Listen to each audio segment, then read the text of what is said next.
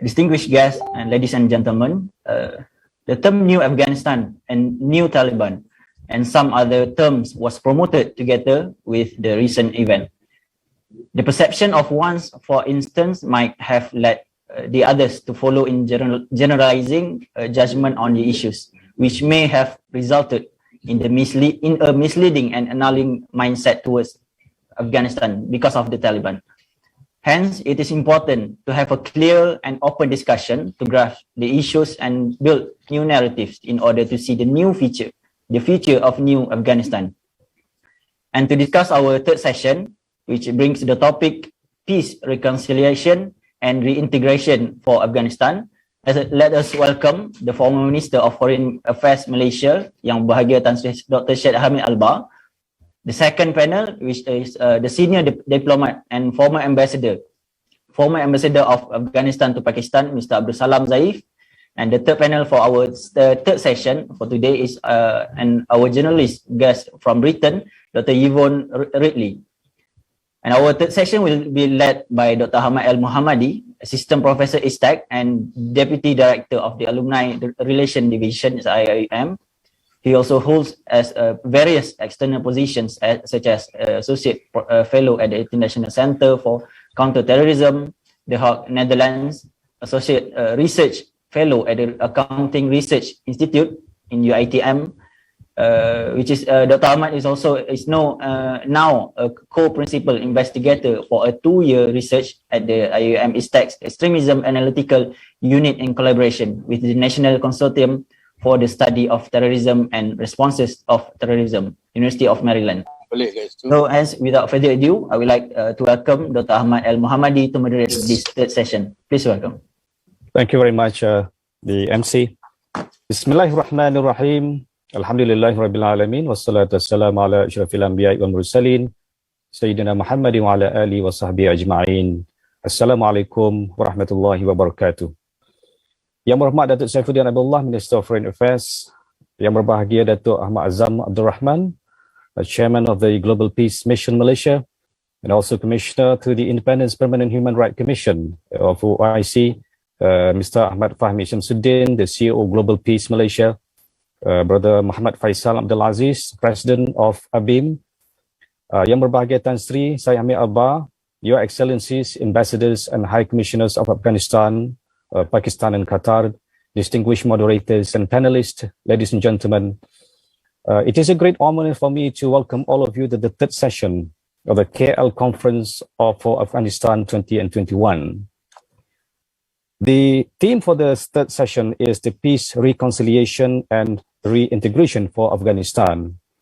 So to move further discussing on Afghanistan today, we have 3 distinguished panelists with excellent credential and experience.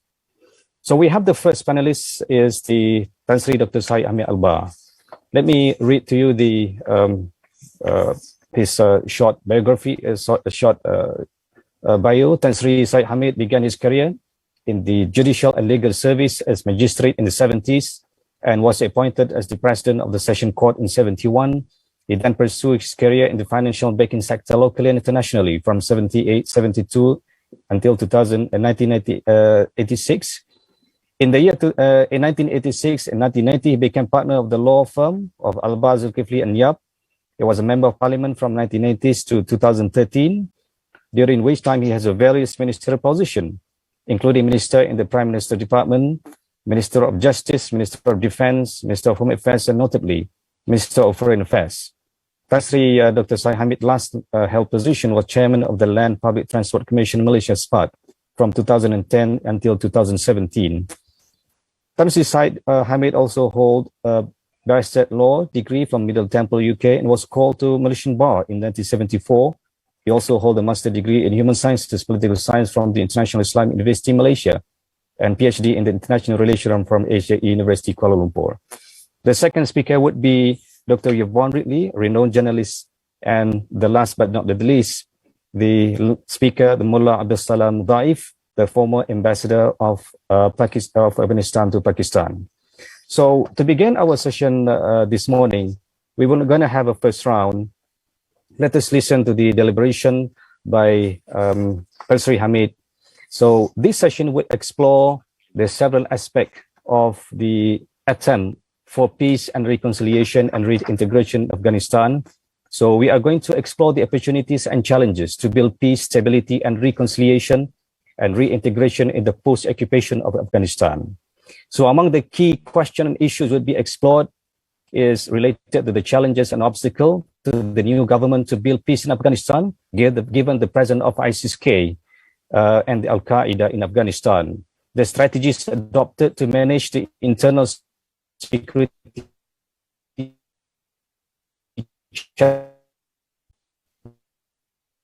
in public life, and the impact of 20 years occupation to the Afghan people. What are the benefit and damage to the Afghan nation? And also the role of Muslim countries to assist Afghanistan in rebuilding the countries. I think these are among the key issues that we are going to discuss in the third session this morning. So without any further ado, now it is a great honor for me to welcome Tan Sri Datuk Syed Hamid Alba. Please welcome, sir. Assalamualaikum warahmatullahi wabarakatuh. Bismillah wassalatu wassalamu ala rasulillah wa ala alihi wa sahbihi ajma'in. My honorable friend, Yang Hormat Datuk Saifuddin Abdullah, the Minister of Foreign Affairs, Datuk Ahmad Azam Abdul Rahman, the Chairman of the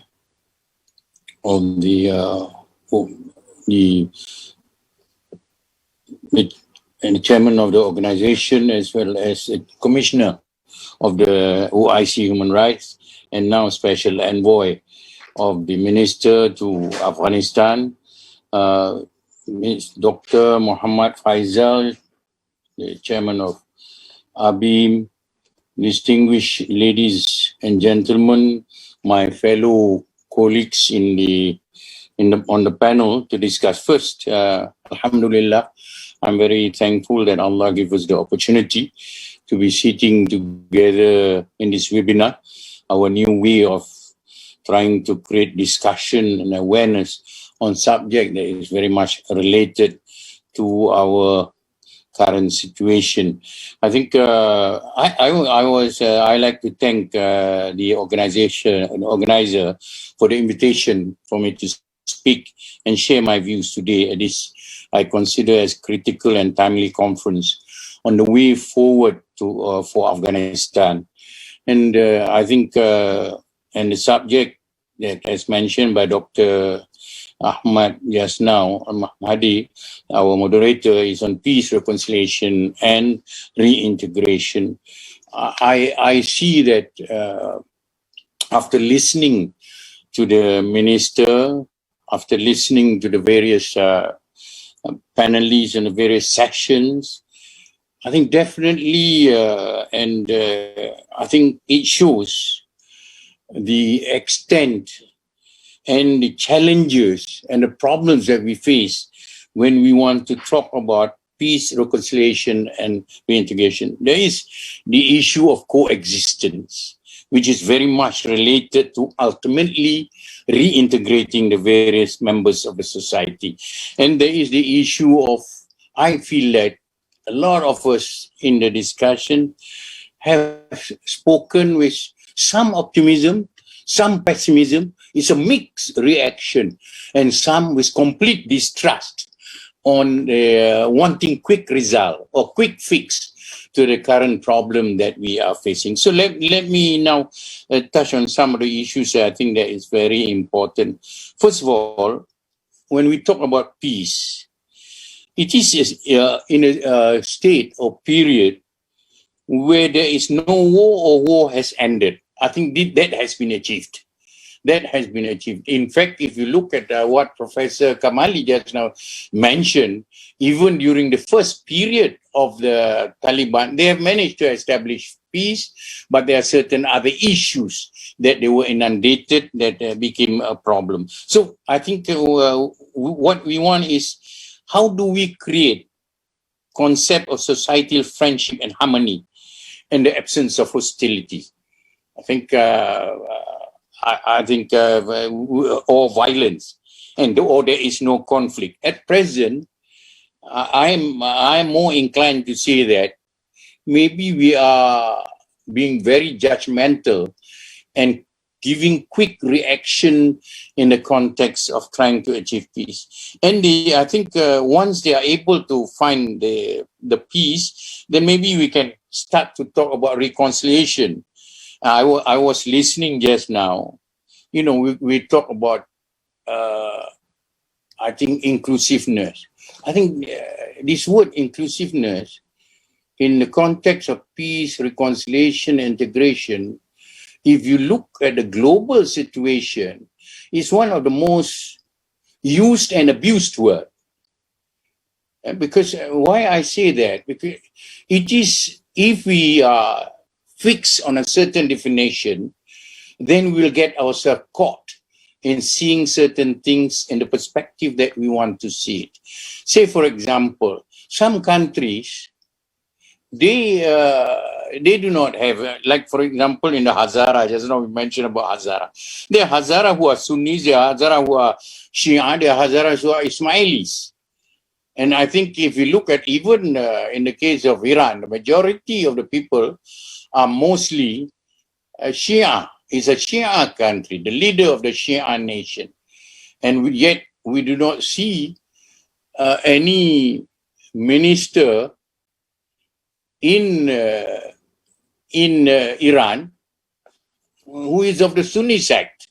So that's why I do not, Mr. Moderator, I think let us look at it in a wider perspective of looking at how we can find peace and what are the conditions in order for us to find peace.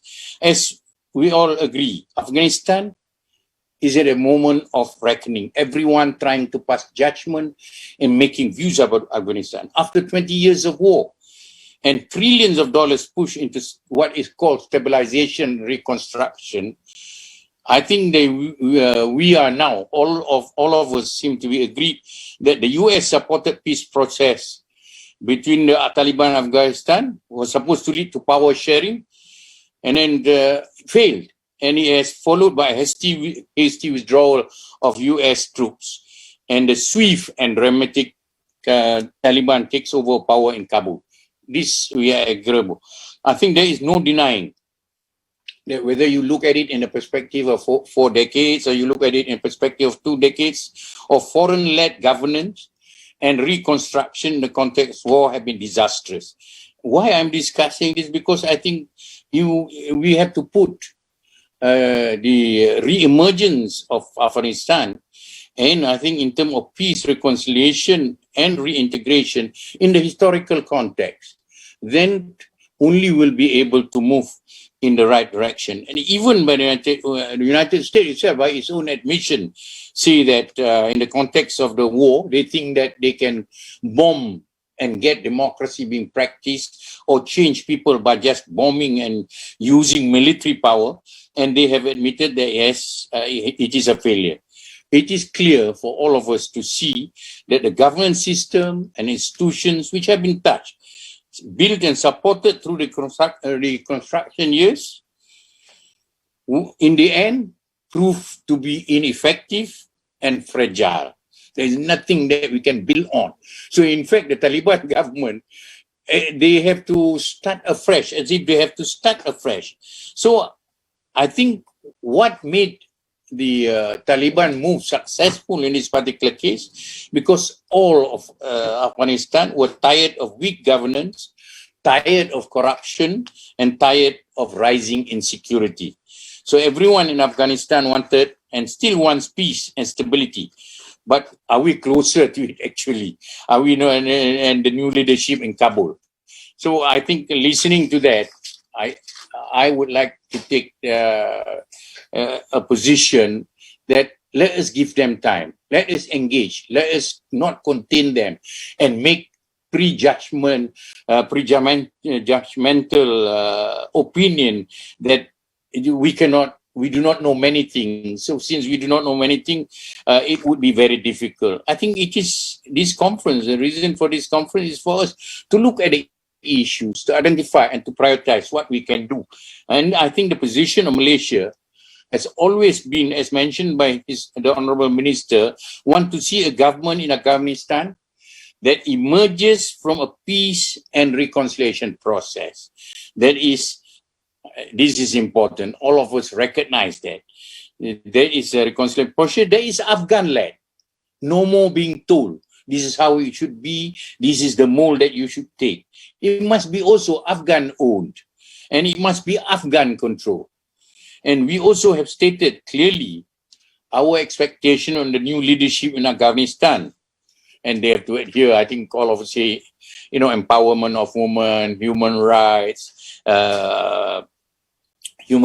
as well as we want inclusiveness. We have stated that clearly. And it is, and the Afghan side, the Taliban side, what they have done is they have given the promises. I think it would be a bit unjust or unfair for us to expect result immediately. I think we need to be watching closely. We need to be prompting them. We need to be working with them so that we can assist them, but not to tell them, oh, you have failed in this one. So, so I think the fundamental question is faced now Afghan is facing, how do we in the current context move towards such a process? And we have achieved, they have overthrown all the foreign government. They have got rid of all the foreign. Now, it is a process. Peace is a process. Reconciliation is a process. Integration is a process. How do we move towards such a process? How do we build support for an inclusive peace and national reconciliation in a context where one party has come to power? Not through any peace agreement. Remember this. This did not come through any of power and presence of foreign forces and the collapse of the old regime. The fact that coming to power for the Taliban was not the result of or based on conditions set through peace negotiation raises several important questions. When you are able to overthrow the most powerful nation, there is some form of pride, there is some form of, oh, we have done it and we have done it well. So I think several important questions that I'd like to raise. What mechanisms are in place or should be in place to hold the Taliban accountable to the population of Afghanistan?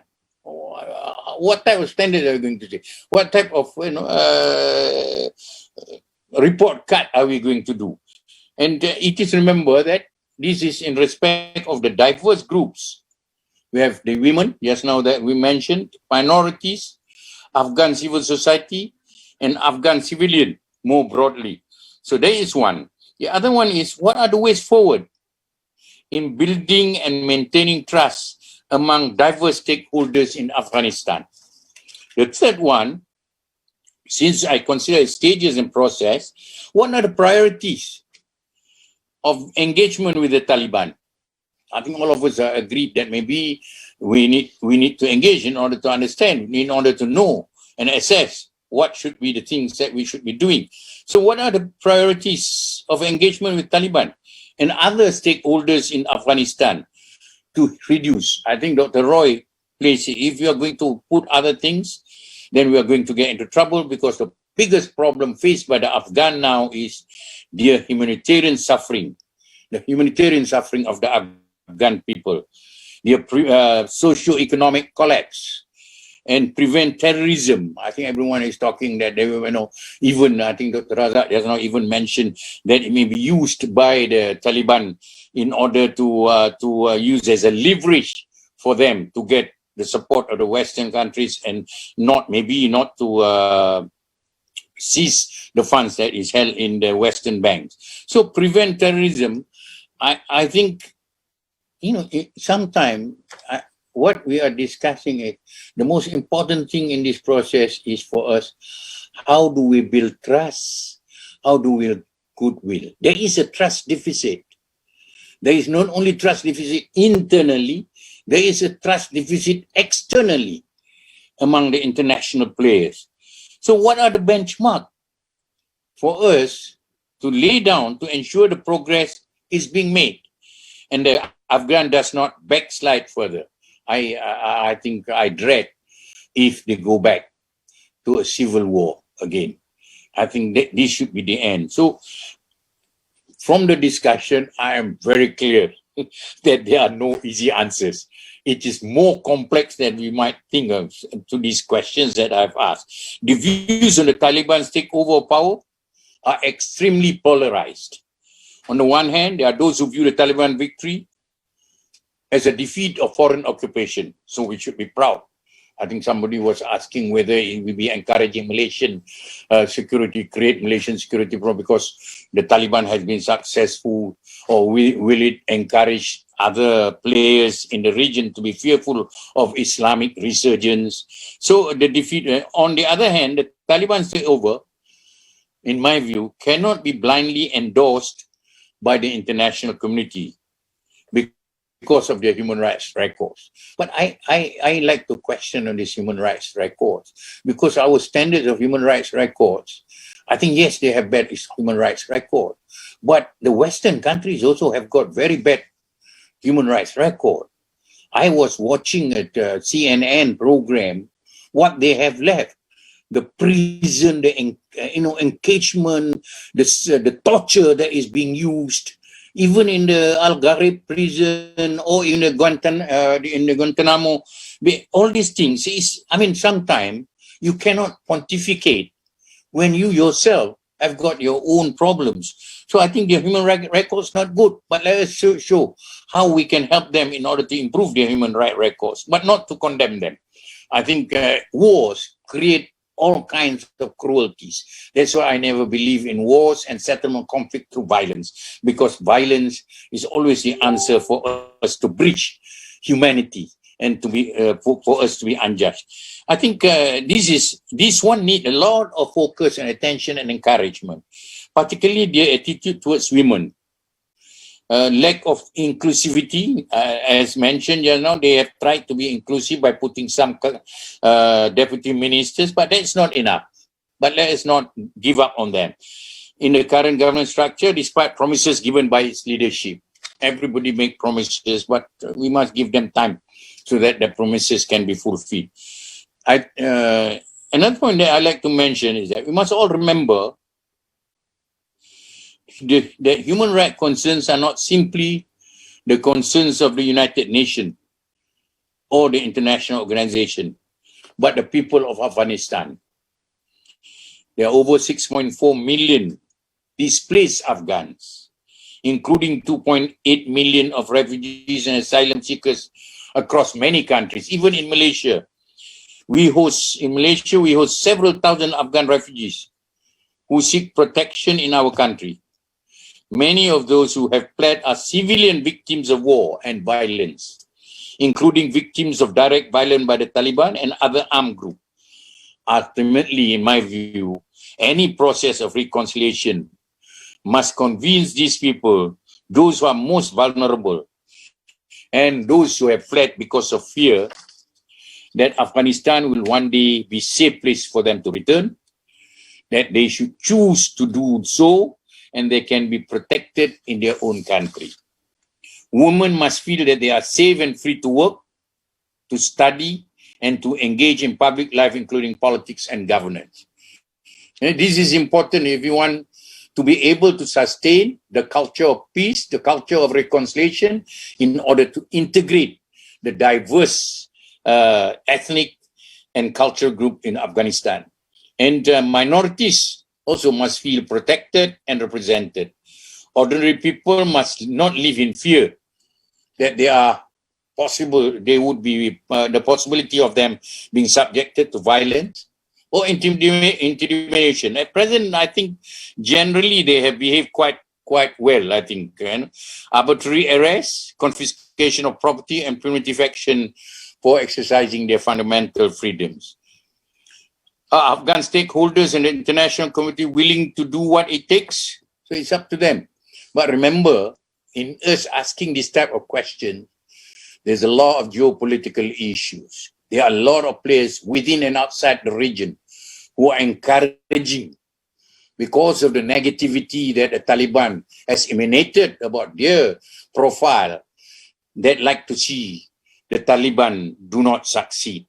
So we need to be watchful that this three key words, peace, reconciliation, and integration, have got to do with the international community, United Nations, the regional players. Everyone must play their role. For this will be the ultimate test, whether ordinary Afghans feel safe and protected by the government. So I think just 2-3 minutes, Dr. Muhammadi, I will finish in 2-3 minutes. We must also work together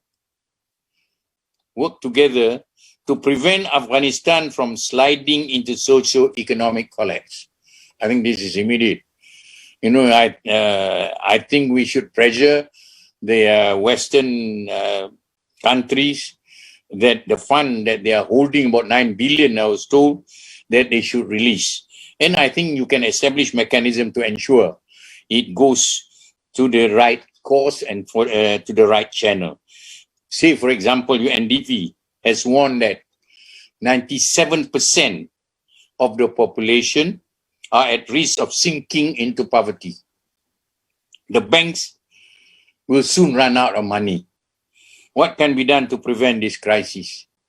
This is the same situation that we are facing in Myanmar, where the banks are closed, and also I think the people who are against the military regime do not have money. They do not. So this must be tackled. At the very least, I think the leadership of Afghanistan must engage qualified civilians with the skills competently run their ministries and institutions in order to deliver the essential services to the population. Malaysia, I think Malaysia has played a role since 2001, where Malaysia is one of the countries that do not believe in the bombing as the answer to change Afghanistan or in order to fight against international terrorism. Malaysia, like many others, will likely have to engage the Taliban leadership, even while deferring the question of recognition of their government. I know just now Yang Hormat Minister mentioned about the three things that we want, but I think in the process of wanting coexistence and the process of wanting to have those three things before we recognize, we must not fail to engage them.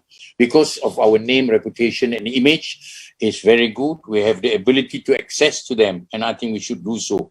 In doing so, we can encourage the Taliban to seek as a priority not recognition and legitimacy from the international community, but instead, I'm saying that priority-wise, it is not recognition and legitimacy, but the priority should be to the support for peace and reconciliation process that is truly inclusive, including women and minorities, to have a functional government. They are de facto to have a functional government, and people will be relieved of all the humanitarian sufferings. An inclusive process will mean the willingness to negotiate terms of governing, a timeline for elections, and the setting of mechanism to hold any form of governance accountable to the people of Afghanistan. It will mean a clear severing of any ties to terrorist movement, which the Taliban have said they will, such as Al-Qaeda, and assurance to Afghanistan's immediate neighbors of regional security. This is the only way to bring about sustainable peace to Afghanistan. It is in the interest of all Afghans, the region as well as the world, global, to see a peaceful world, more secure world. It is in the interest of all Afghans and international community to work together. So thank you very much for giving me the floor. Thank you very much, Tan Sri. It is, thank you very much for your wisdom and thought-provoking observation and also suggestion. Ladies and gentlemen, we are going to go to the next speaker. If the Dr. Yvonne Ridley is here, I would like to welcome her to the session. We are now in the third session, that is peace, reconciliation, and reintegration for Afghanistan.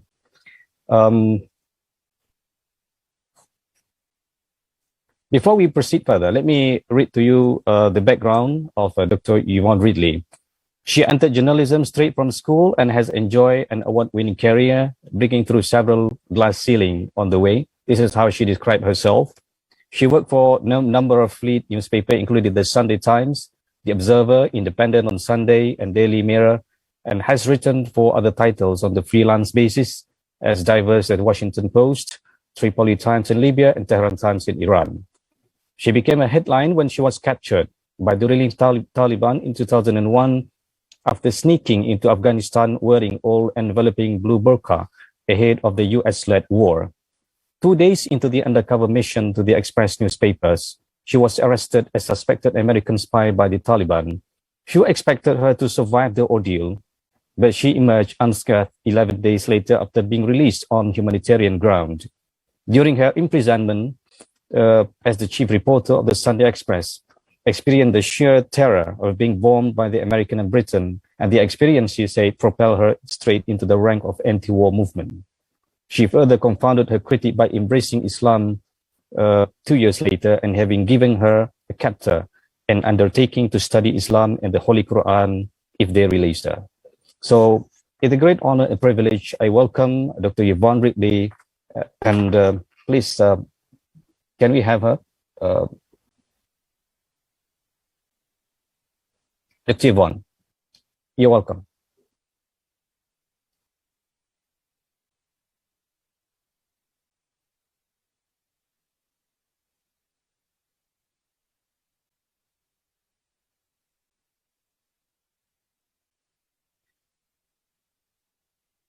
Okay. Dr. Yvonne actually joined us from Scotland. I think that she has some difficulty joining before. Let us wait for a while. She will join us soon.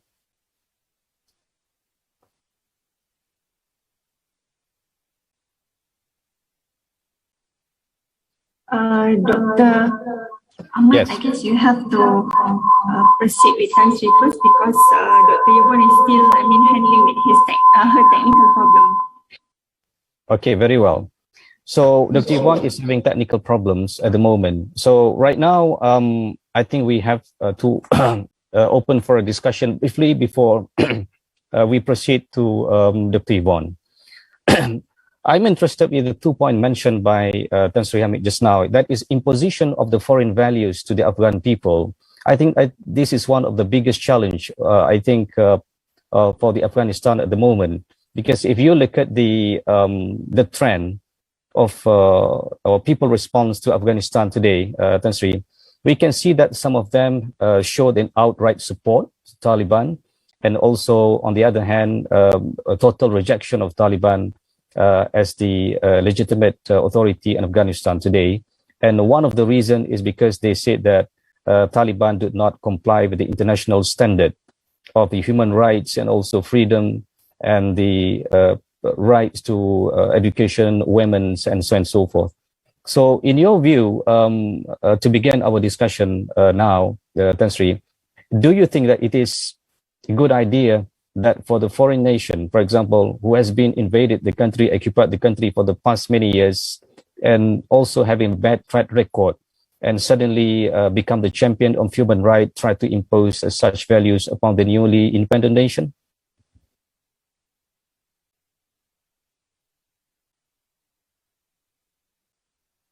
Yes, Tan Sri. Okay. Thank you very much for your very interesting question. I think the most important thing is that we must not put human rights at the top of our agenda, but we must insist that they must move towards that. But I find, maybe I'm wrong. At least Dr. Professor Kamali may know better, but in my view, when I saw the Taliban this time and the way of their takeover, they seem to be a different Taliban. A Taliban that seem to be interested to engage, do not want to be isolated, and they look more pragmatic. So in that situation, I think it is better for us, rather than contain or trying to have preconceived views about how they are going to react, for us to allow and engage ourselves with the Taliban. The most important is engage. I think it is not simply the neighboring countries that want to see human rights, the empowerment of women. I think the Afghan society, this one we can play a role. Countries like Malaysia, you know, I believe that. I'm going to finish quickly because I think the next speaker is there. I don't want to lose her again. Again, so I think there is a lot of issues that we can discuss about human rights, but human rights is not a process overnight. Even in the case of Malaysia, we established our Human Rights Commission.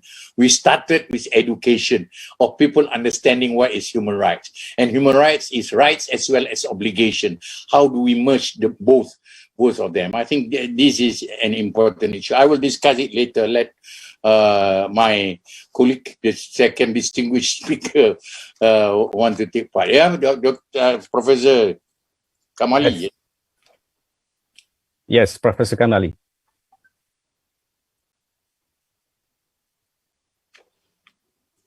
You have to unmute. Can you unmute yourself, please, sir? You have to unmute.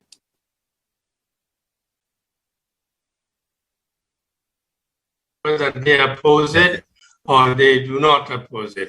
They accept it in principle, but subject to the Sharia of Islam.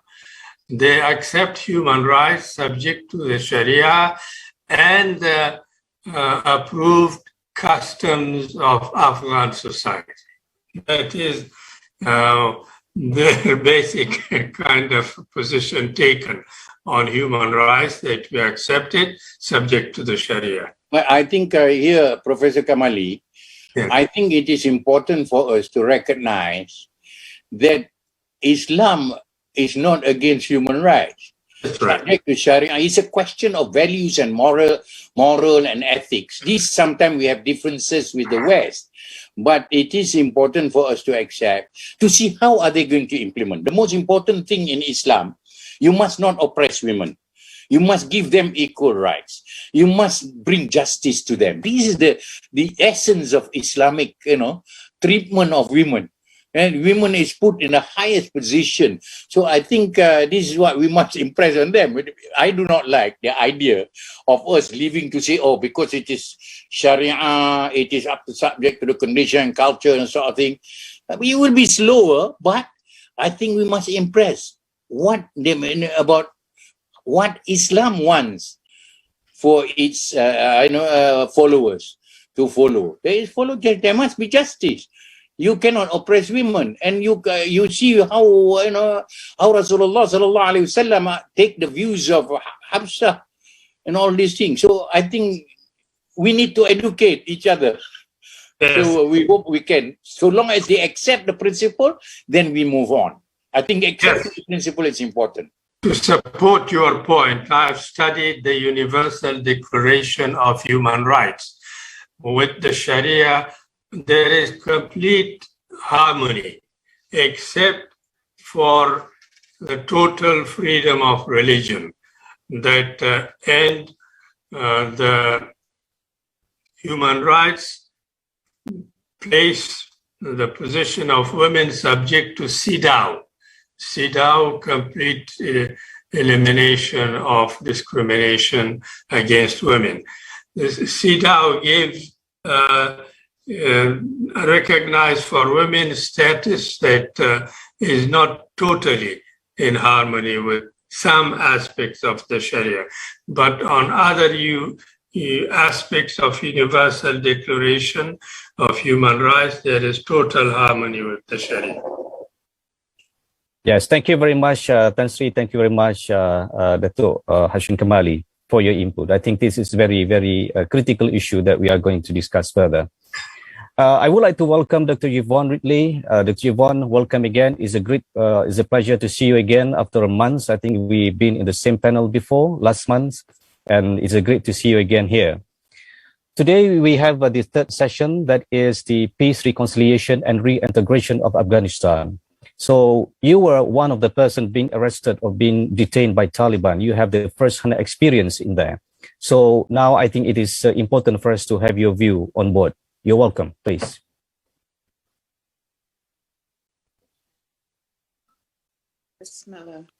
Thank you so much for inviting me to the conference, and it's interesting, isn't it, that we are talking about the Taliban, human rights and women's rights in the positive compared to what was happening 20 years ago.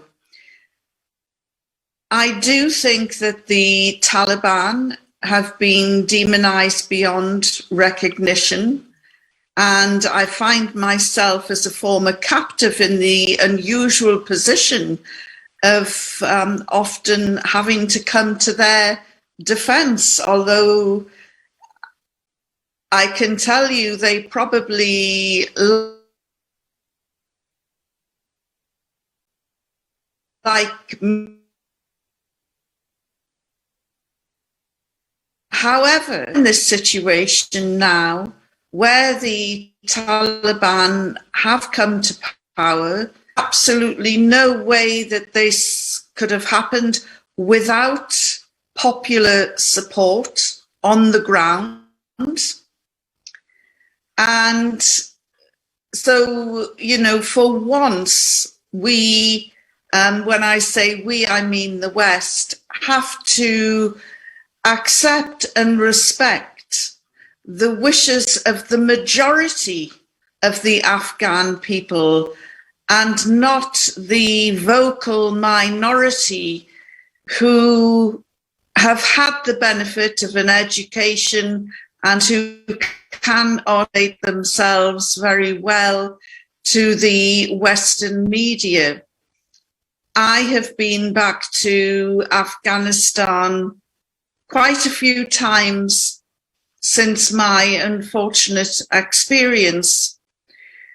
And I have gone outside of Kabul. I've gone out of the areas into the rural parts of Afghanistan, where 70% of Afghans live. And one of the things that has been overlooked by the media, probably because of security issues, is that the Taliban have very much been running a parallel government for the last decade in the south of Afghanistan, where they have enforced their own security, their own courts, raised their own taxes. And during this time, this is where they've gained popular support. Now, unfortunately, because intelligence has been so poor in this area, this has not been widely known, I believe, by the Western media. But ever since the takeover or victory, and it was undoubtedly a victory, the women's rights hashtag has been trending throughout the social media. And people are extremely vocal on behalf of women. The extraordinary press conference that the Taliban held, in which they spoke about women's rights in a positive way, and in which they spoke about human rights in a positive way, was quite extraordinary. And I am cautiously optimistic about this. And I really want to see them now roll this out, turn their words into deeds, and let us see some illustration of women's rights and human rights. And I, for one, am certainly not afraid of the fact that the Taliban want to work within the confines of Sharia law. The only thing that has ever made me nervous about Sharia law is that it is implemented by humans, and as humans we are open to mistakes and error, and also there are very skewed understandings of Sharia that we have seen practiced in various Islamic states. And because of the way that this has been practiced in various Islamic states, the West has this idea that limb chopping and the death penalty is quite widespread in these countries. And while Sharia law does create stringent conditions for its use, the truth is, I believe, in my limited knowledge, and I know I'm in a virtual room full of very learned people, but in my limited knowledge, because there are various opportunities to avoid the death penalty or punishment, it should, in theory, make it almost impossible to carry out executions, because Sharia explicitly encourages life over death through the themes of forgiveness, mercy, and repentance as alternatives to punishment. And this is the Sharia that I would like to see on display in Afghanistan, as well as active backup of the promises that the Taliban have made about acknowledging women's rights, because the Holy Quran makes it crystal clear that we women are equal in spirituality, worth, and education. And there isn't a man out there or a woman who would challenge the word of God. So, in theory, we should be celebrating the fact that the Taliban is committed to the Sharia, despite its abuse in other Islamic states. We should have nothing to fear from the Sharia. And in fact, when I tell my Western friends that hundreds of thousands of Westerners are already living under the Sharia in the Gulf states, expat workers in Saudi, are managing to live and work quite comfortably in countries where it is practiced.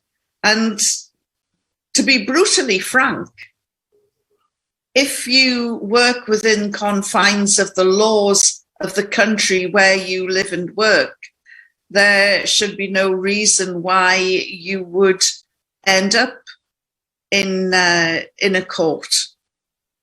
But it's disappointing and not surprising that the Western media have continued to demonize the Taliban. They've done it for 20 years. So what are they going to do now? Are they going to turn around and say, well, for the last 20 years, we have exaggerated or lied about various issues? For instance, there were girls' schools in existence in Afghanistan under the original Taliban, or Taliban Mark I, as I call them. And after my experience in prison, I returned to the country a few months later, after the Taliban had been routed from Kabul, and I was there with the BBC for the opening of the university. And there were great celebrations. There was big play made on the fact the Taliban has now gone, the gates of the university are open, young people are learning once again, And they asked if there were any questions, and I put up my hand. I said, yes, can you tell me if women or girls were not educated under the Taliban, can you tell me why more girls than boys passed the entrance exam? And of course, I was told that we have to focus on the future. They weren't very happy with the question. And one of the things that I've learned as a journalist is that telling the truth can be quite difficult, because many times people don't want to hear the truth. The proof of everything that we've been told during the press conference, during the arrival of this Taliban Mark II, the proof will be through their deeds. So they've done a lot of talking. It's been impressive. But now let us see them back up their words with action. Let's see the current or the interim government doesn't entirely reflect the original promises made at the press conference, but there is that key word, the interim government. So let's hope when the new government is rolled out, we do see figures from the Tajik, the Hazara, the Uzbek and other ethnic minority communities represented, and women. It is important to have women in government. And this is nothing new. And you know, we just have to look at the position of women in Islam under our beloved Prophet Muhammad, peace be upon him, because he was funded by an international business trader, a female. A woman's money, a businesswoman's money, started off the funding of Islam. So, you know, when in the golden era of Islam, women were standing shoulder to shoulder with the men. And so let's see women taking a positive and active role in the government, and not just minor roles. Let's see them being given some important portfolios. Education, well, the West and the Ashraf Ghani governments and the previous governments have had 20 years now to enhance, protect, and improve women's rights. And quite frankly, in 20 years, their efforts have been pathetic. What I would like to see is the Taliban get hold of this, turn this whole situation around. And wouldn't it be quite spectacular if they are the ones who end up becoming one of the most female literate countries in Asia and the Middle East? And it can be done. It has been done. It was done in Zimbabwe when that old rogue, Robert Mugabe, came to power. And he invested heavily in education. And within 2 decades, he ended up with the highest literacy rates in Africa. So if somebody like that can turn his country round education-wise in those early days before he went off course, there's no reason why the Taliban can't do it as well. And they are different than the original Taliban who held me. And although I was treated with great courtesy and respect, I think that they've had 20 years out of government to reflect on their mistakes and to know where they went wrong. And I'm sure that they will govern in the right way, given the chance. and they must be supported from east to west, not with arms, but with humanitarian aid, with support to help rebuild the country. And at least this time, under the Taliban, we shouldn't have a corrupt government. So those are my views. Yes, thank you very much, Dr. Yvonne, for your insightful observation and analysis. Ladies and gentlemen, actually, we're supposed to have the third speaker. That is His Excellency Salam, that is former ambassador of Afghanistan to Pakistan. But unfortunately, he has to leave to Qatar. I think right now he's in the flight to Qatar at the moment. He cannot join us this afternoon. So let us proceed to the question and answer and feedback from the audience.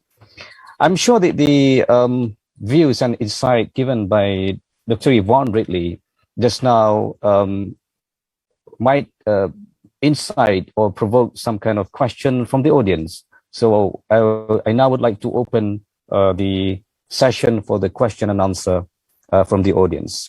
Please welcome.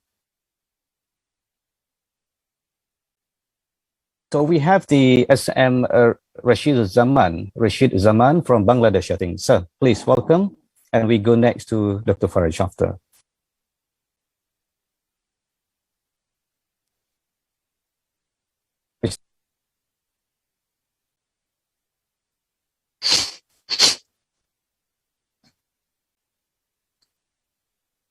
To say something on the deliberation given by the speaker, at the same time on the topic. The recent incidents, the Afghan situation, really, this is a tragedy in the human history. And this is mere a violation of human rights. A superpower, they desperately and illegally, irrationally imposed their chosen government against the will of the government.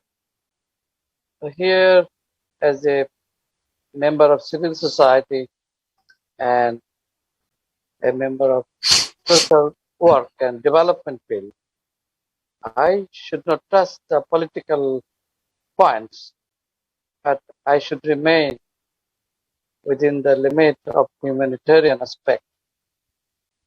Though the Taliban has taken up the power and they formed a government, there may be many questions. It may not be inclusive.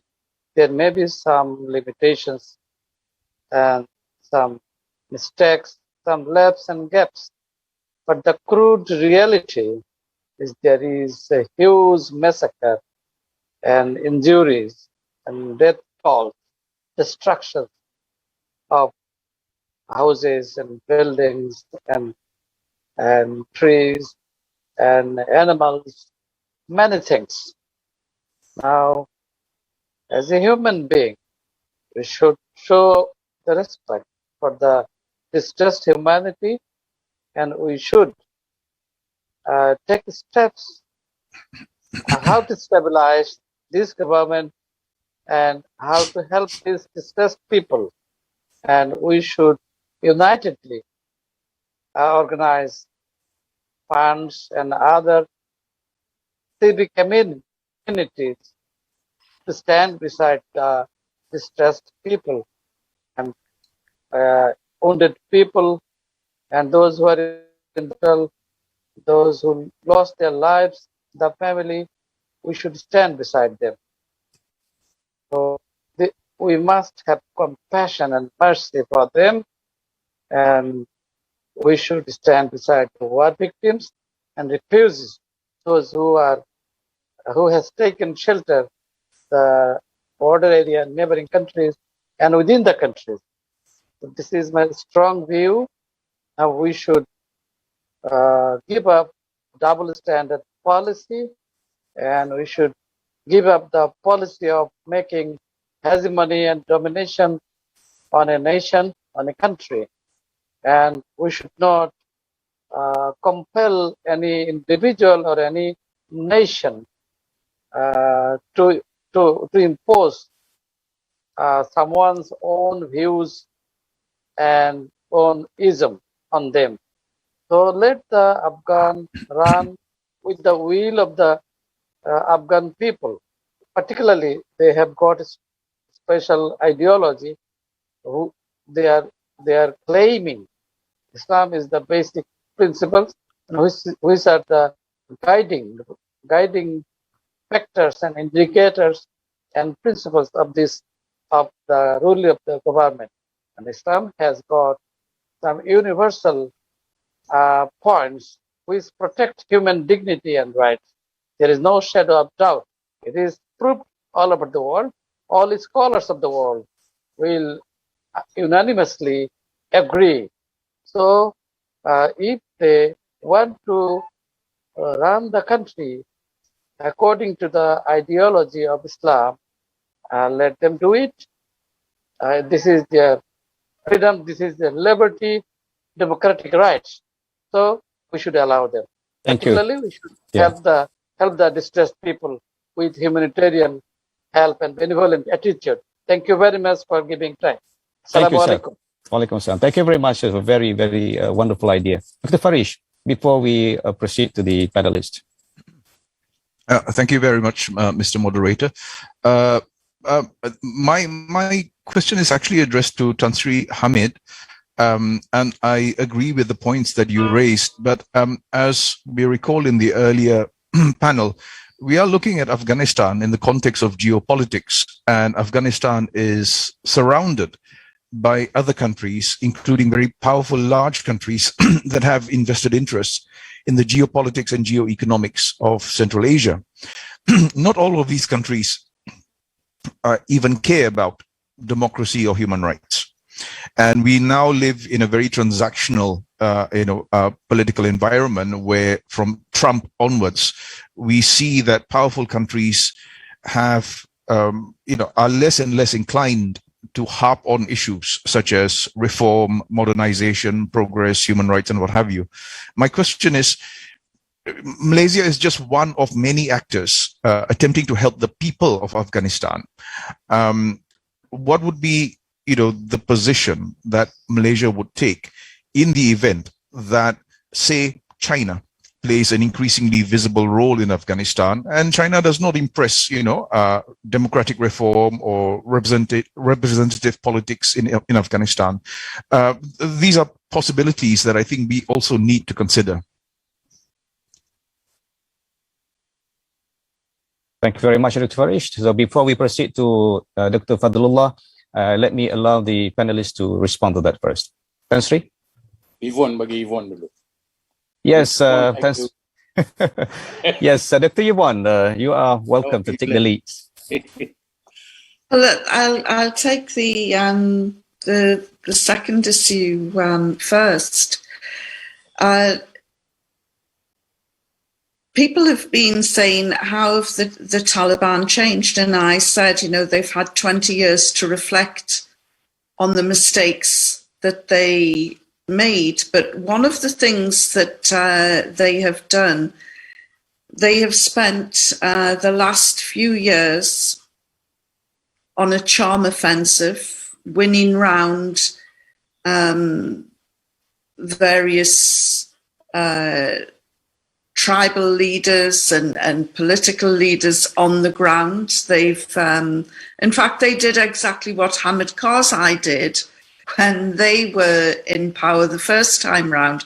Hamid Karzai went and sought out all of the Pashtun leaders and made strategic alliances on the ground before he suddenly popped up and was announced the new interim leader following the demise of the Taliban. They have gone on a charm offensive, not only inside the country, but outside as well, because they realized that they need to have strategic alliances among their neighbors. One of the worst kept secrets we know is that Pakistan has been assisting the Taliban since before they came to power. They have also reached out to Iran, which is quite astonishing when you look back at the history. And this is proof that this Taliban Mark II is quite different, because they have reached out to Iran, which I think has influenced them back to reach out internally to the Shia-dominated Hazara community. So they've made this this alliance with Iran, which has had a negative impact with countries like Saudi Arabia and Israel. Israel is carrying out some shadow war in the Persian Gulf against Iran at the moment. So that has not pleased Israel and elements in America and the Saudis. But they haven't just stopped there. They've reached agreements with China. China is the emerging superpower. Now, we know that despite their protestations, China doesn't hold human rights in high regard. And I think that we have to be pragmatic on this. Afghanistan is a country on its knees. Much of its assets have been frozen.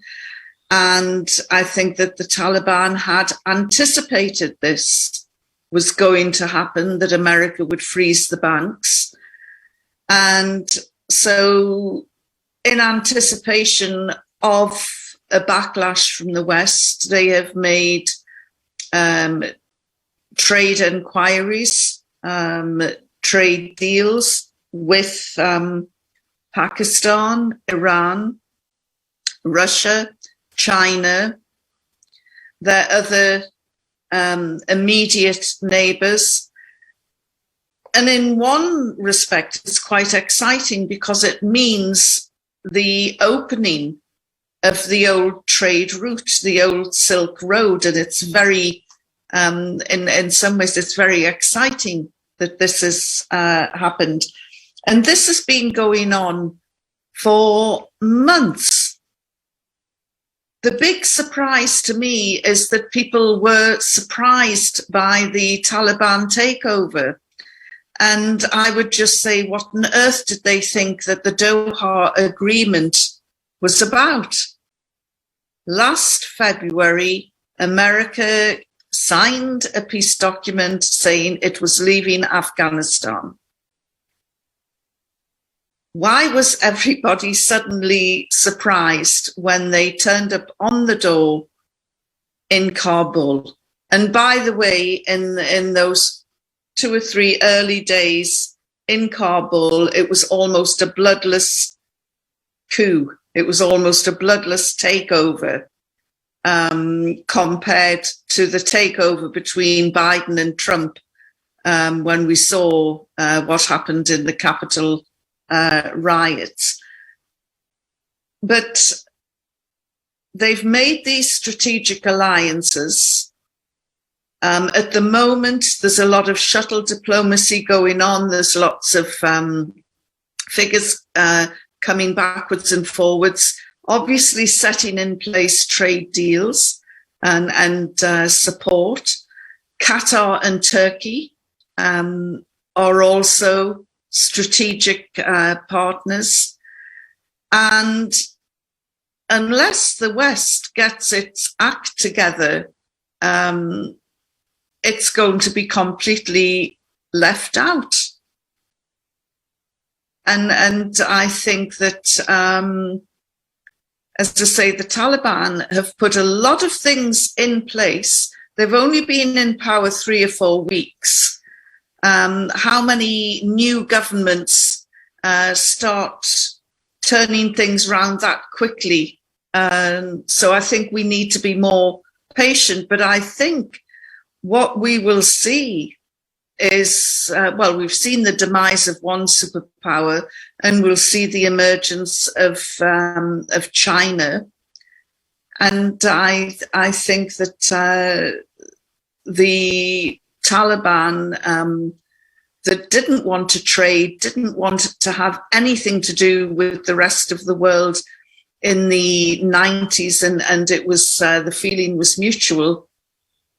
I think this time round they know they need their friends, but they are not going to become dependent on the West like so many countries across Asia and the Middle East have, because doing deals with the West means there are conditions attached.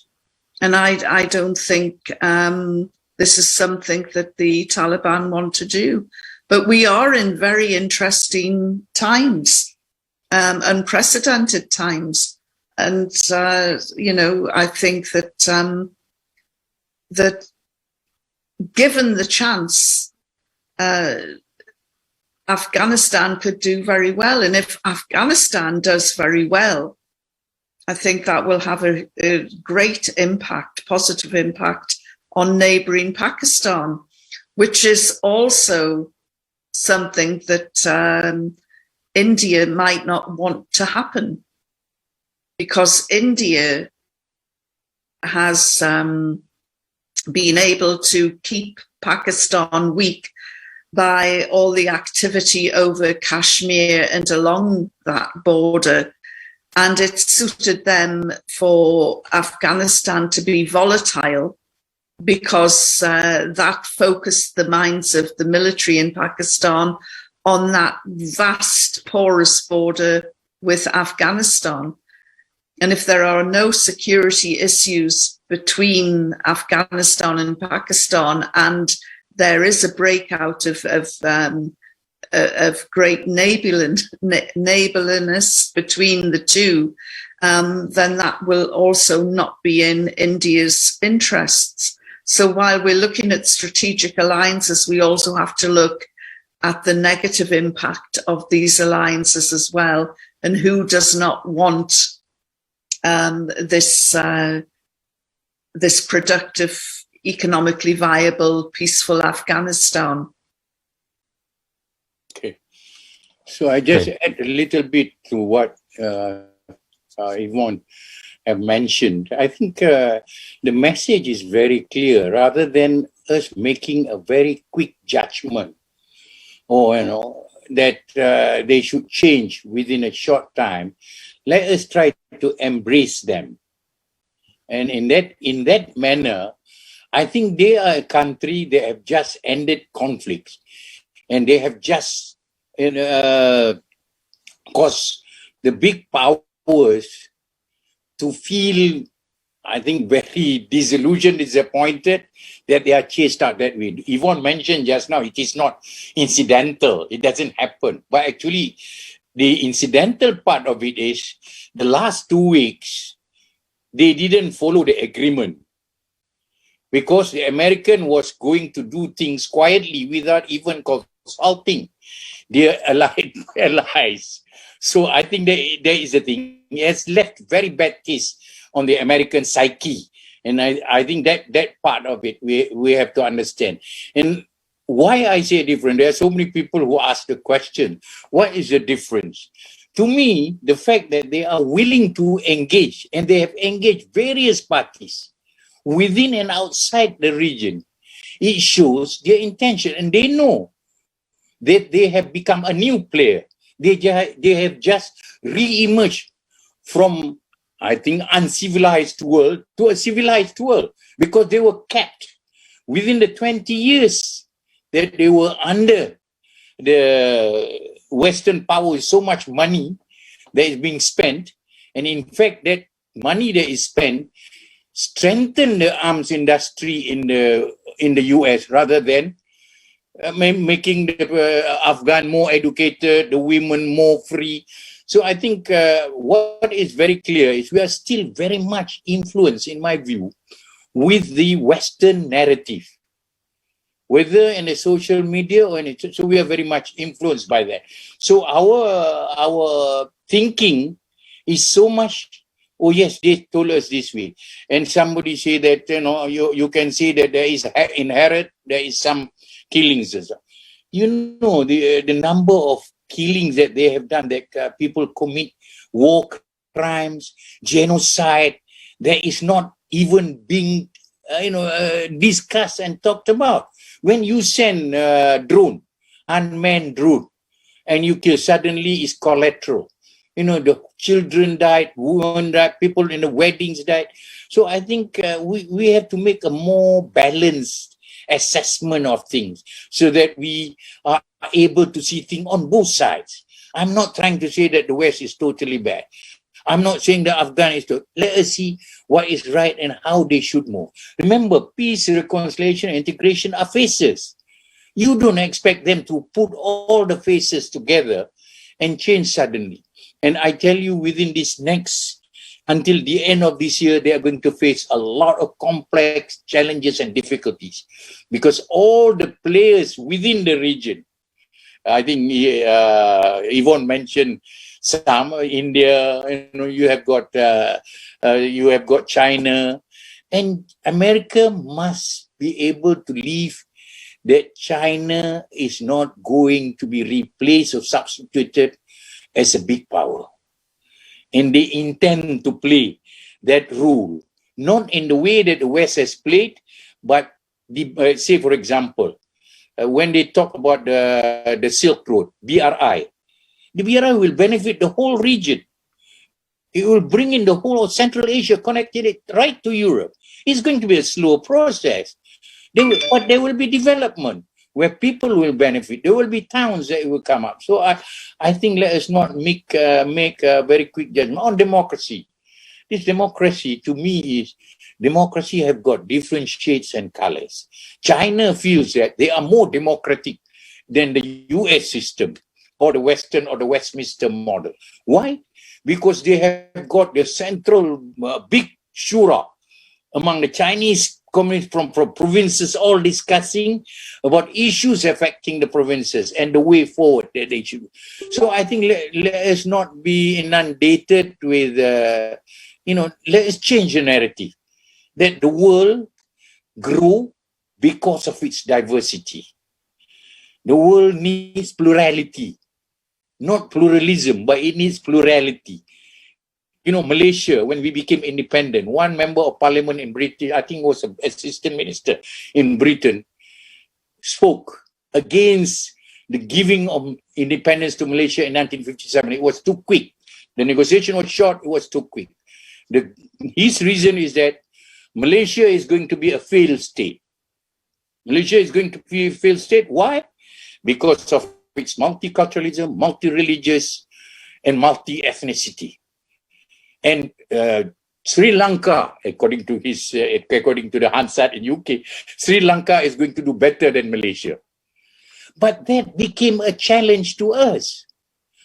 They have ruled us, divide and rule us, but it became a challenge for us to prove they are wrong.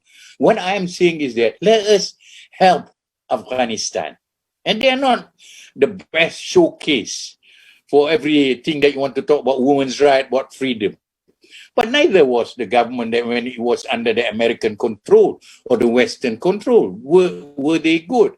So I think let us take different narratives. Let us work together, trying to help them. And at present, they need humanitarian assistance.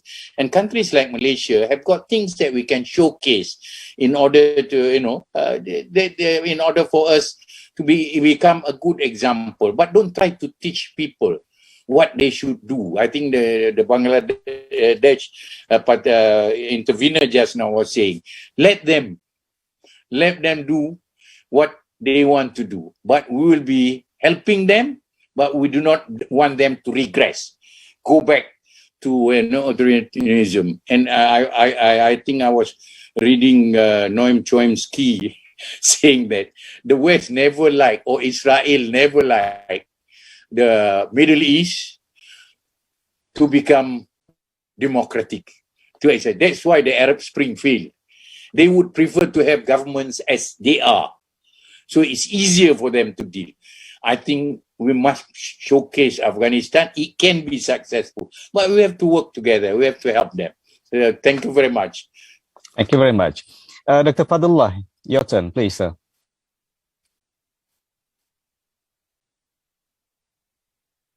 Can you unmute yourself, please? I cannot hear you. Yeah, can you hear me now? We can hear you now, sir. Please. Okay. Sorry, I was hoping the Afghan representative would be there, but it can't. I'll just ask the question to the two presenters. How likely is there to be peace and reconciliation in Afghanistan? I know that the American invasion ended as it began by killing innocent civilians. The last drone fired by the Americans killed an aid worker who was working for an American aid organization. So their 20 years was completely unnecessary. The Taliban was defeated in 2001, and the Afghans that I met when I was working in Afghanistan were so happy when they were defeated, but then they were unhappy because the Americans extended their way. And there was a very good article in the New York Times about the story of two women. One was a woman in rural Afghanistan who was happy at the peace and order that has come now, and the other were the educated women in the urban centers. So I think there is a difference between the women in the rural areas, which, as Yvonne pointed out, is 70%, and not. So that is one thing. But the other thing is, how can Muslims help the Taliban understand that there are other interpretations of Islam than their Deobandi, very hardline interpretation? Yvonne was talking about mercy, and Dr. Kamali talks about this forgiveness, repentance, but this is not seen in most Islamic jurisdictions, not in Saudi Arabia, not even in Aceh. So how can Muslims help the Taliban come to a more sort of holistic understanding of Islamic law? Because the recent announcement was they're going to bring back hand chopping, they're going to bring back stoning. So how can we? The Taliban is in charge. They want Sharia. They're going to implement Sharia. But how can we help them understand that the mercy, repentance, forgiveness, and these other aspects? How can we help them understand this? And I wanted to ask the Afghan representative, what basis is there in Islamic law to force women to cover? I didn't see any Quranic verse or fiqh or anything to say women can be forced to cover their scarves, that women have to be separate from men. Imam Shafi'i studied from a woman in a mosque. So I'm just, how can we help the Taliban sort of revise their understanding of Islam? Is it possible? Should we try? Or will it have to be come from themselves? Thank you very much. Okay, Tan Sri, before you going to you and also Dr. Yvonne, I'm also following some question and observation in the chat group. That despite of our discussion from morning until now, but there is still no buy-in among some people who believe that, even though we try to, put out the idea that Taliban has changed, but among some people who still believe that Taliban has not changed, because there is still, look at what happened in Panjshir, look what happened to the situation now. The Taliban is ruling by the guns. So what actually has changed and what actually has not?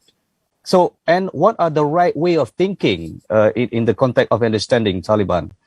Your take, sir. Okay, thank you very much. I will answer first. I think the first thing that we have to correct is to correct the perception, my dear brother, Dr. Wilmot. The perception between the religion and the followers. we tend to mix up the behavior of the followers with the religion. What Yvonne was saying just now, the content, the essence of Islam is the essence of forgiveness, the essence of repentance and mercy. You must remember, in our religion, our punishment is not only on earth. We are also going to be judged in the hereafter. So it's a both situation. But say, for example, Wilmot just now mentioned, Fadillah mentioned just now about covering. I think a lot of people are mistaken about this, wearing all these things, cover up to the mouth. That's culture, has nothing to do with Islam. Let's not be confused between culture and Islam, and then we start to blame, together with the West, about Islam. I know, I agree with Dr. Ahmad Al-Muhadi just now. I was looking at the comment from our participant in Delhi. They don't seem, I think the great majority don't agree that the Afghan has changed, the Taliban has changed. You are right. They don't change. I think we need a whole session of interaction face to face. This is very, very, very difficult for us to see. Say, for example, I was reading two research papers about the common law in England. This research paper, interestingly enough, he says that the common law in England is actually taken from the Islamic practices of Sharia. That is one. Another one, recently I was reading another research paper that say the jury trial was taken also from the Muslim practice in Sicily, where there are 12 advisors.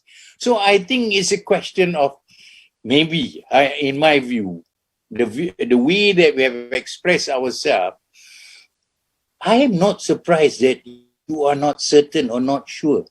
I myself would not be certain and sure. If you have got a track record of bad behavior, suddenly you change.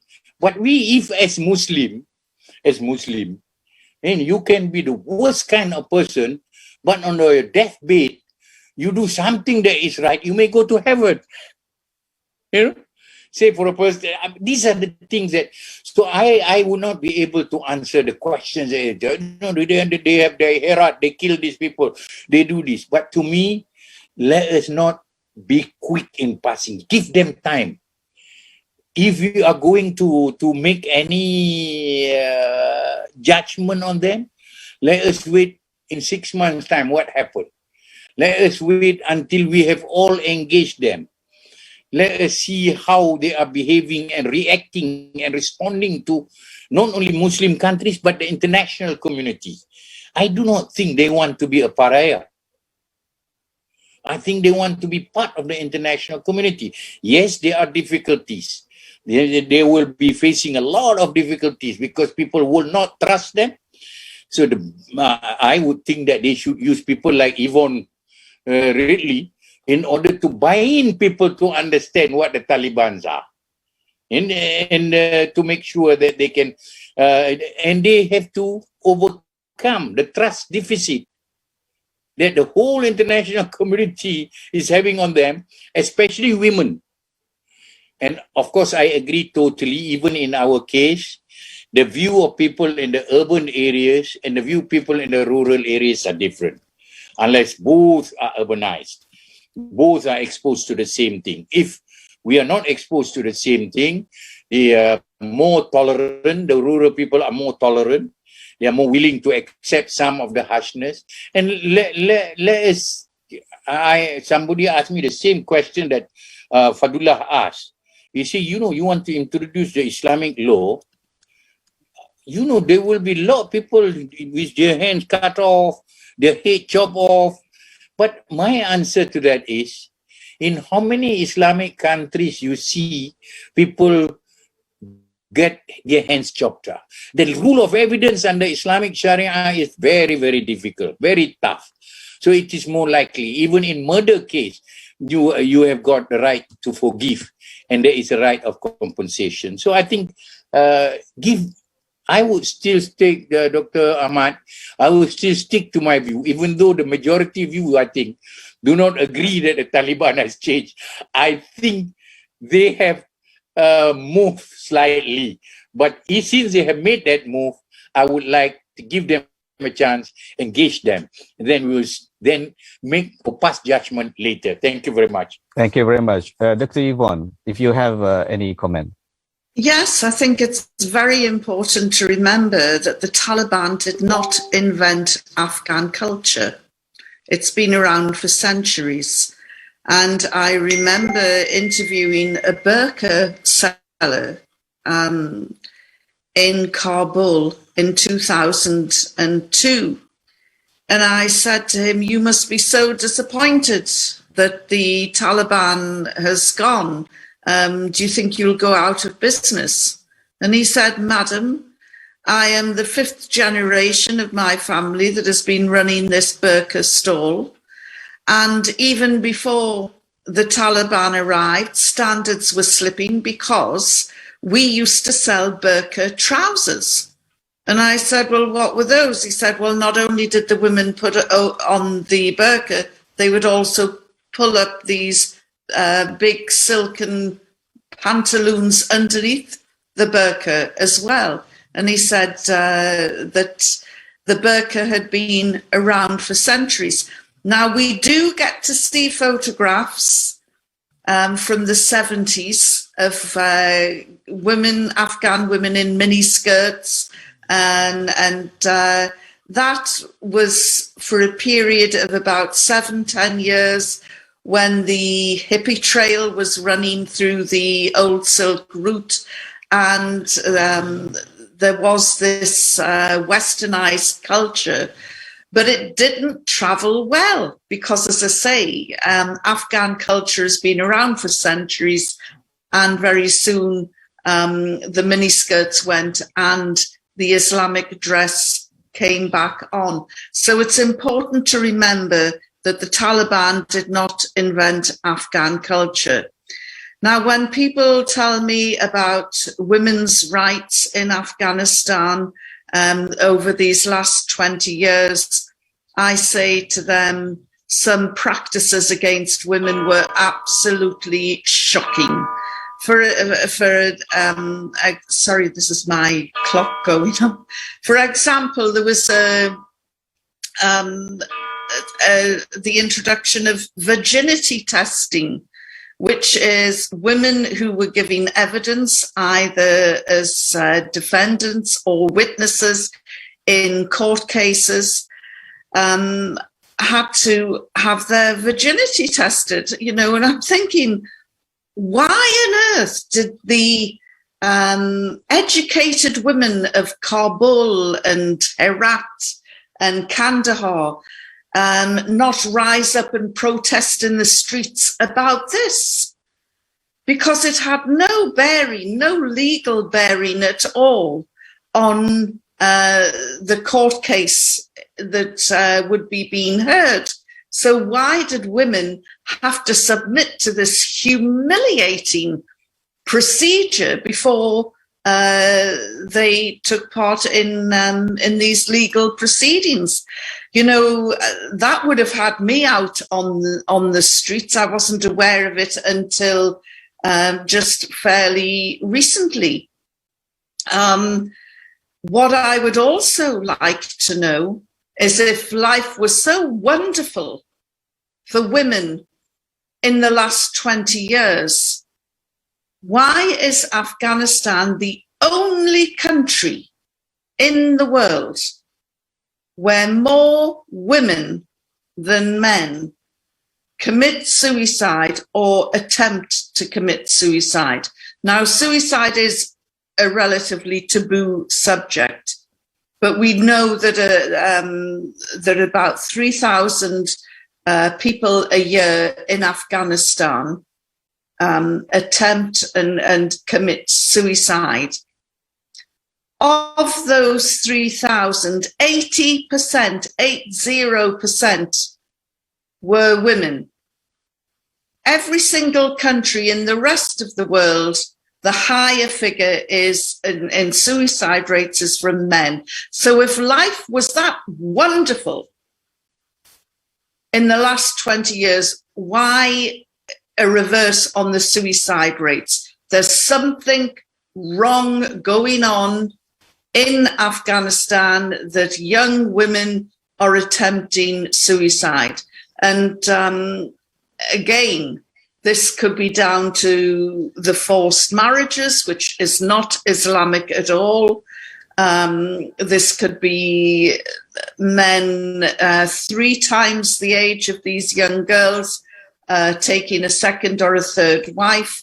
There was a shocking case of a young girl called Lal Bibi who had her fingernails pulled out by her father-in-law and her brutal husband after a forced marriage. You know, that would make me go out on the street and protest.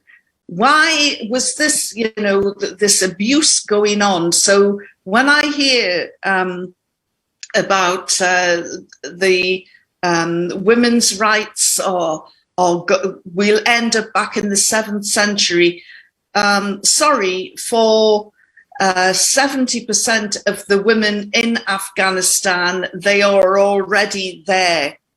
Their life hasn't really changed. The one thing that has changed for people in the rural areas is that they feel as though they're going to get a better deal under the Taliban, because the one thing that the Taliban does have a very low tolerance level on is corruption. And this is why people in the rural areas were going to courts run by the Taliban for justice rather than go through the other system that was in place under the corrupt Ashraf Ghani government. And I wonder why it has taken until now for the Americans to freeze all assets in the Bank of Afghanistan. What a pity they didn't do it before the ministers under Ashraf Ghani stuffed their pockets full of dollars before abandoning their people and running off. So, you know, as I say, it's very important that people consider Afghan culture. It wasn't invented by the Taliban. Rural people represent 70% of the country. They have been treated with utter contempt by the ruling elite and the privileged. And a lot of the critics of the Taliban are secular. They would hate any sort of Islamic flavored government that is being produced. And finally, again, going back to the Sharia, although it's indisputable that the Quran explicitly provides the death penalty as punishment for murder, it not only provides but actively encourages forgiven and restitution as an alternative. So this indicates that Sharia law could still be rolled out and upheld without executions being carried out. And but do you think that's likely? Well, we have to wait and see. What I would say to the Taliban is the whole world is now focused on you. This is your opportunity to show Islam in a great light. And the Muslim world is hoping and praying that that is what they do. And you know, if they roll out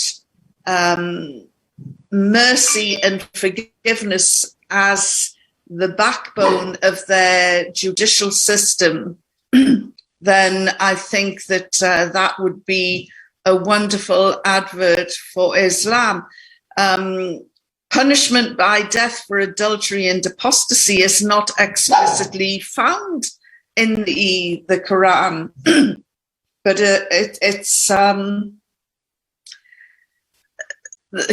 there has been a big drive by the secular and atheist sections of society to continue to blacken the name of the Taliban.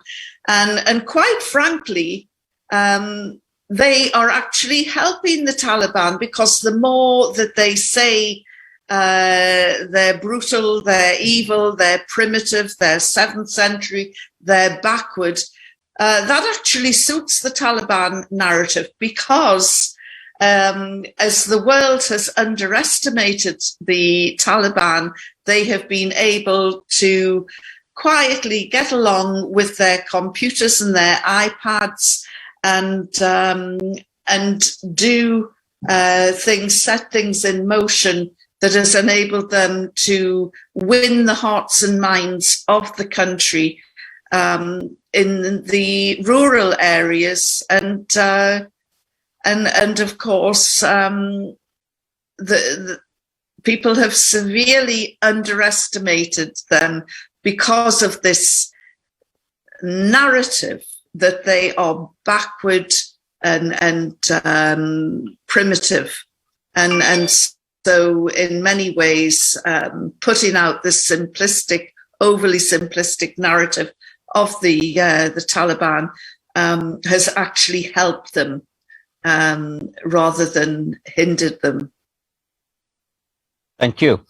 We are approaching the end of the session, actually, but let me allow 2 more questions, and you consider the last question would be the wrap-up session for both panelists.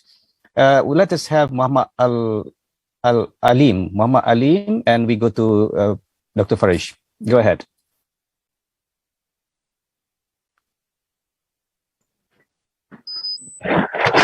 Assalamu alaikum. Thank you very much, Mr. Moderator. I would like to ask a question from Professor Dr. Muhammad Hashim Kamal. As we know that Afghanistan has been continuously under the conflict and war for more than 4 decades. So it has continuously divided the Afghan society into military groups, tribal factional groups, and into other criminal and gang groups. So unfortunately, the US intervention after 2001, the establishment of the new government to build a united system in Afghanistan was completely failed, in a state that efforts contributed more to the fragmentation of the society. So to unite the Afghan community, I think there is a comprehensive peace-building effort is needed that should include reintegration, reconciliation, and a disarmament process. So these programs have been implemented by the previous government, but due to the lack of check and balance system or the lack of local ownership for the implementation of these programs, it was completely failed. So for the future peace-building operation, there is urgent need of a check and balance system that should prevent the mislead of the programs or implementation of the programs from the efforts which is unrelated to the peace and reintegration programs, and effective and strong check and balance system is needed. So the question here is, Afghan community for the long past history have the jirga, local jirga and loya jirga as part of conflict mechanism, conflict resolution mechanism, and peace building mechanism or traditional peace building mechanism. So can jirga, tribal jirgas, community jirgas could be entrusted to provide a check and balance mechanism to prevent the programs, peace building programs, from being misleaded or implementation unrelated to the peace program. Yeah, thank you, Dr. Alim. Dr. Farish, please. Thank you very much, Mr. Moderator. I just have a very quick point to make. I think in this discussion so far in this panel, there's a lot of focus on Islam and Muslim cultural practices. But I think it's very important that we emphasize and remember that repression also happens in secular regimes. You can think of, say, Cuba as an example, Venezuela and places like that. So the key question is, regimes can moderate when they are not under pressure. And when you put these regimes under pressure, then of course, the natural tendency would be for them to be defensive. And this is often the way that it leads to repression. So I go back to my earlier concern. My concern for Afghanistan and the people of Afghanistan is, will the people of Afghanistan be allowed to develop, on their own terms, to follow their own path without the intervention of external powers, especially the three major superpowers, America, Russia, and China, all of whom are eyeing Central Asia and Afghanistan in particular for their own geostrategic and geoeconomic interests. Now, as long as this pressure is there, then all the things we talked about, the possibility of conflict, of civil conflict, of factionalism will be there. In a situation like that, no government can be moderate. Whether it's religious or secular. So can we please stop talking about, religion here? Because religion, I think, is not the core problem. Yvonne, I agree with Yvonne's point. So much of this is cultural rather than religious. And I think it's, as Tan Sri Hamid said, we should stop repeating the Western narrative. The Western narrative often puts the blame on Islam all the time. And I think we should move away from the discussion and look at the integrity of Afghanistan as a state. If this state is not allowed to develop, and develop, towards prosperity and stability, there is no way that it can be moderate in any way. So we need to talk about geopolitics and the role of these external powerful actors. Thank you. Excellent. I would like to invite Prof. Hashim Kamali, if you may respond to that in 2-3 minutes, and invite the Tan Sri and also Yvonne as to wrap up. Prof. Hashim, if you are here. This is okay. If you leave the Afghan people to their own traditional method in devices like the jirga, like others, they will find a solution. There are differences sometimes, and there have been in the jirga method. I have noticed sometimes one jirga, loe jirga. There was a difference between the Pashtuns and the Tajiks and others over the languages that are to be recognized in the constitution. And that why should Pashto should take priority over others. And in the Loe Jirga, the Pashtun group, they said, we go along with this criticism and give equal role to others. That was a traditional response coming from the Jirga method. And that's resolved the issue. I think that if you remember some years back, in the election, Dr. Abdullah and Ashraf Ghani, there was a claim by both that I have won the election. The other was saying I have won the election. And eventually, Kerry, the foreign minister, American, John Kerry, he came to Kabul and both Abdullah and Ghani were standing. And they said, you be the leader, the other to be second to you. And they created the split right from that time. Israel and America, they articulated and dictated the solution. And from that point onward, the 7 years of Ghani was an internal disagreement over all things between these. This is pure kind of foreign interference. They kind of planned it, enacted it. This is major powers, like it was said. They're always interfering in the affairs of Afghanistan to keep Muslims suppressed, to keep Afghanistan problem-ridden. That was the policy of the Americans, and they kept it for as long as they were there. Afghanistan was not really united at the government level and outside the government level.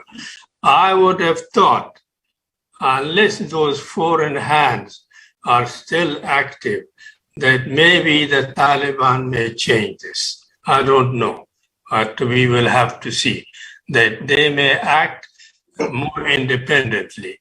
They have done with the Americans, get out, and they got out ignominiously, and they know because we have problems due to these interferences.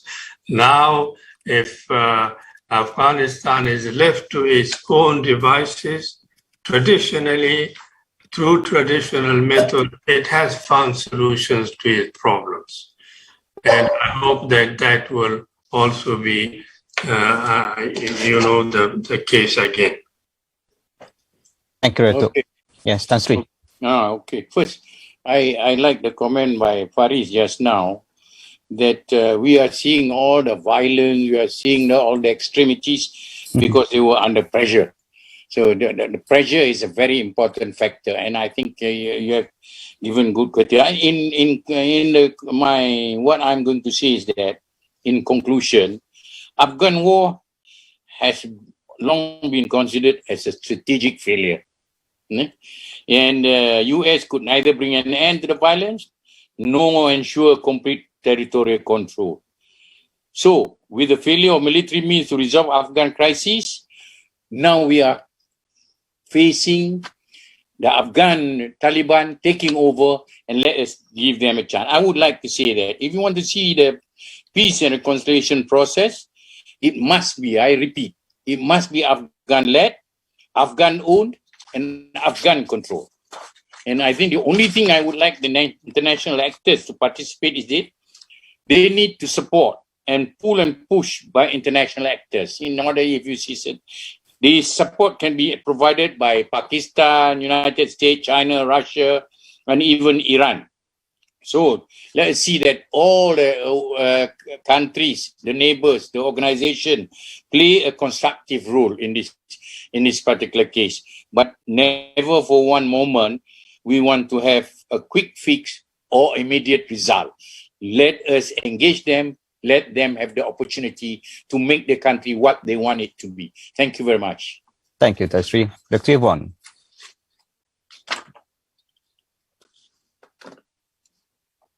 Can you unmute, please? Yes. And I'm glad that the concept of the lawyer Jirga has been raised, because I think that this Grand Assembly would be quite important, and I would hope that when the interim government goes away and we see the new Afghan government come out, it would be, I think, very astute of them to retain the concept of the lawyer Jirga. Because it does work, and it would help allay a lot of fears that with the older Afghan generation, that that if the lawyer Jirga is in place, that it would be very much part of the decision-making process on matters of importance in Afghanistan. Farish is quite right when I think that the Afghan people should be allowed to develop the state on their own terms. And I think that this is probably why China will be seen as a more attractive partner, because they do give aid, but without conditions, whereas all of the, not all, but a lot of the schools that were built in Afghanistan during the 20-year period were by US contractors. And you know, the Afghan men were desperate for work, and they have to sit and watch people coming into their country building schools and hospitals, whereas because that was the condition of the aid. So basically the money is still retained by the Americans, but my understanding is that China does give aid without conditions, which works very well in a non-corrupt government. And so I think that that Farish is right, that the integrity of Afghanistan as a state is protected. And Professor Dato Dr. Mohammed has obviously made some astute observations as well, that, you know, the West has tried for 20 years in Afghanistan, first on regime change, secondly on the war on terror. Then we were told it was all about the liberation of Afghan women, and then we were told something else. The West has tried in Afghanistan and yet again failed. So let's hope that the Afghan people, through the Taliban, will be able to roll out a country that reflects them and their culture, and not Western culture or Chinese culture or Russian culture. I think that it's important that that the integrity of Afghanistan is retained, but there's no reason why human rights and women's rights cannot be made a priority and be respected as well. And also be very wary of some of the media reports that have been coming out, which have been a tissue of lies.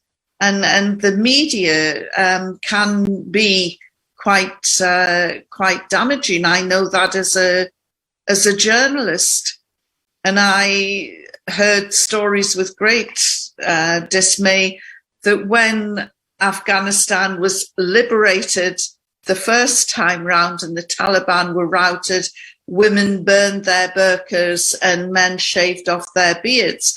Well, I'm afraid to say that these people were paid $50 each, which was a considerable sum of money 20 years ago, to burn burqas and to shave off beards. In fact, it was quite a good deal, actually, and enterprising Afghans then managed to sell other things. I believe a physics student sold Osama bin Laden's nuclear secrets by handing over his physics exercise book for $500.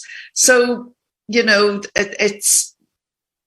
we must be cautious about the news coming out of Afghanistan. There have been photoshopped images of Afghan women being abused. There have been videos that have been blurred, but with horrific voiceovers and stuff.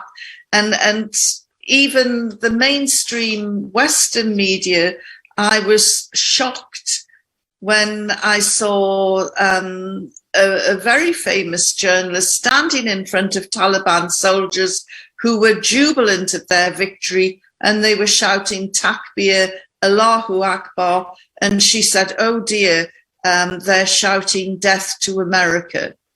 And I couldn't believe that, but this was the narrative that was going out. So please don't pass on these videos unless you're certain of where they came from. It was because of that we saw the scenes unfold in Kabul airport, because people were in panic. And I spoke to one Afghan woman she was raised in Canada, and she returned to Afghanistan in 2018. And she told me that the reason why a lot of people were running to the airport, apart from those who had collaborated with the NATO forces and had genuine concerns about remaining, the others who went running after that plane down the runway were told there are free seats, free tickets. You go to the West, you'll get a free house and a maid service. Well, that is just a nonsense. But this is the sort of misinformation and distorted news that was going out, and the panic, extreme panic, which led to innocent people being killed. So, we should all take responsibility about the news coming out of Afghanistan, stop the propaganda, and let's give the Taliban the support and that they need, and to keep on talking to them and keep on open dialogue, because if we push them out and isolate them once again, then we know what will happen. But I'm cautiously optimistic. They've been in power a few weeks. I think it's going to take a couple of years before we see the full flavour of this government. Thank you. Thank you very much. Ladies and gentlemen, distinguished participants, join me in thanking all panelists, Tan Sri Hamid, and also you, Dr. Yvonne, for being with us this afternoon. I hope that you come out with this discussion very much wiser, and also with a balanced view and with the more critical mind. And please join us in the afternoon session. We have an Afghan representative, and we can address those questions for those questions who are not being addressed in this session. I now pass on the session to the MC, please. Thank you, Dr. Ahmad, and thank you to our speakers for that frank discussion. And I can say that it was plenty food for the thought. Ladies and gentlemen, that session wraps up our morning session and afternoon session. On behalf of organizer, I would like to say thank you all for making time in your busy schedules to join us here in this morning and afternoon session. So for now, we will now have a 30 minutes break, and we will see you again at 2:15 p.m. Malaysian time. At 2:15 p.m. Malaysian time, to further our discussion on this conference on the topic for the fourth session, which is we'll bring the topic understanding a new reality in Afghanistan. So all participants may enter this Zoom meeting started from 2 p.m. Malaysian time, 2 p.m. to prepare for our evening session this evening. With that, Assalamualaikum warahmatullahi wabarakatuh, and see you.